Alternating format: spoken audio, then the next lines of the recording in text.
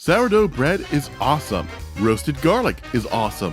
Roasted garlic sourdough bread is so awesome that provided your tailor knows how to keep a secret.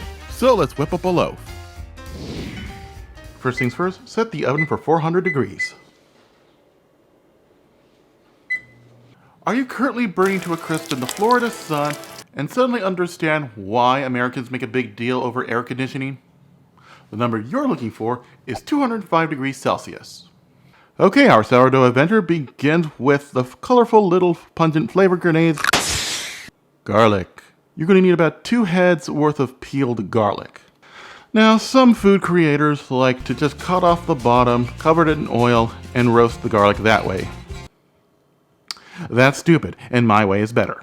Well, for this recipe, we need as much of the garlic to be intact as possible, and I don't know, does this look like intact garlic to you? 2, there's still a chance that the papery garlic skin can still get in there, and you're going to spend a long time picking out the garlic skins like gorillas pick out fleas. And 3rd, there's a good chance you may not get all the garlic. This guarantees everything. And there's a 4th reason. I'll explain that in a moment. But now, let's take care of this stuff. So on a flat surface, let's lay out some aluminum foil. Take our garlic, place it in the center.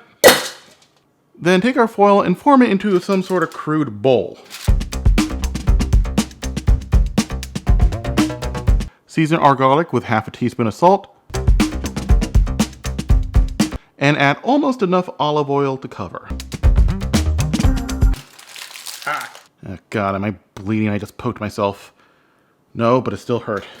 And here we go, folks. It should be looking like a little metallic hobo sack. You know, with all this talk about the AI bubble crashing, expect to see a lot of this. Now this part's optional, but this ain't heavy duty foil, so I'm going to double wrap it. Okay, it's ready for our oven. Put our little hobo pouch of garlic into the oven and let it cook for 40 minutes. Baby hotline, please hold me close to you. Baby flatline. Garlic is done cooking. I'm gonna put it in here. And yes, you should too. I'll explain why in a moment. Okay, our little metallic hobo patch has cooled down a bit. And hey, what did I tell ya? Double wrapping it was a good idea. So let's just take the protective outer layer and tear open a side of the pouch. And there we go. Alright, as for the rest of our garlic, just dump it out into here. And this is why I like to roast peeled cloves. Not only will you not have to worry about fishing any excess skin out of the garlic, but the flavor of this will be much more pure. And whatever you do, do not throw this away. Okay, with our garlic roasted harder than a celebrity trying to be relatable, yeah, I am not looking up that cringe fest. Let's turn our attention to the bread. For this, we're going to need 17.5 ounces of bread flour. And yes, it has to be bread flour, hashtag don't be a grainist. And while I do recommend getting a scale out, link in the description, if you want to measure it by cup, go with 3.5 cups. But really, measuring it will give you a much more cleaner result. 1/4 teaspoon of active dry yeast.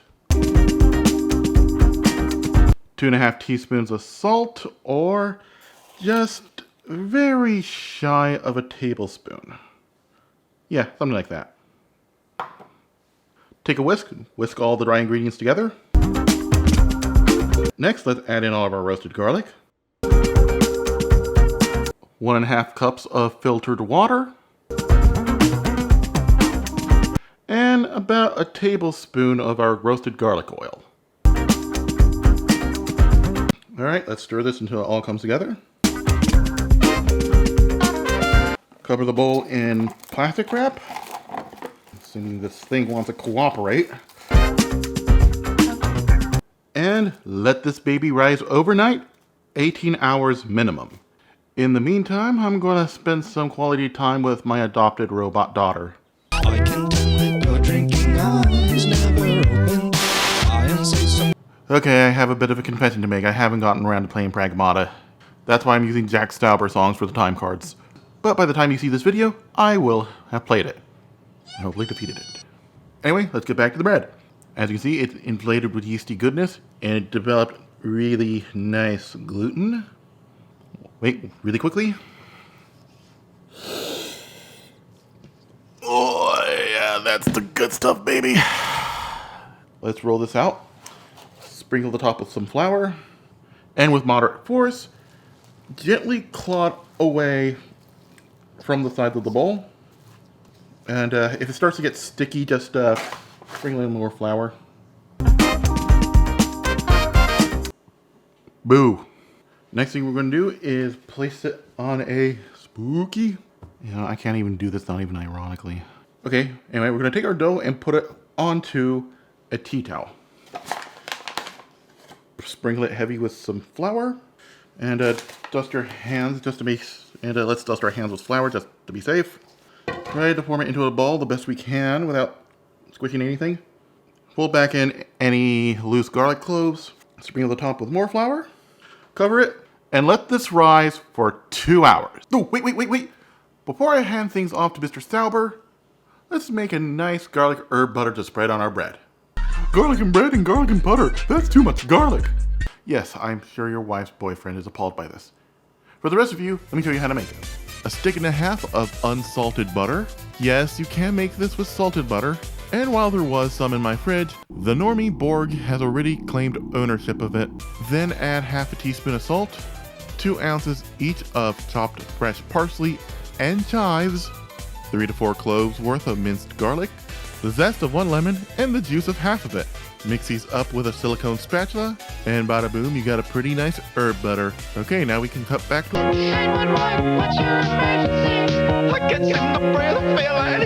Take a 5-quart Dutch oven, link in the description by the way, put it in the middle of our oven, then set it to 450 degrees Fahrenheit. Did you guys make a joke about school shootings or American health care to cope with the fact that you don't have AC back home? The number you're looking for is 230 degrees Celsius. And yes, the Dutch oven needs to go into the actual oven to warm up. If you put the bread dough in a cold Dutch oven, then throw it into the oven, it's going to stick to the sides of the Dutch oven. And you're going to need a makeshift hammer and chisel to get all that burnt bread off. But why are we cooking it in a Dutch oven when we can just simply toss it into a regular oven? Because it helps trap steam, and that steam is what's going to make our bread nice and airy. Because if we don't, our bread, much like Amy Schumer's comedy, is going to be dense and mid. So trust me, I know what I'm doing. Okay, our oven has come up to temp. Place our dough in our Dutch oven, cover it back up, and let it cook for 30 minutes. Just a little chunk of hope. Keeps me going every day. Just a little. Alright, after 15 minutes, remove the lid. And let it continue baking for another 15. Can I have a peppermint? You can have a peppermint. That's too. Okay, take our bread out of the oven.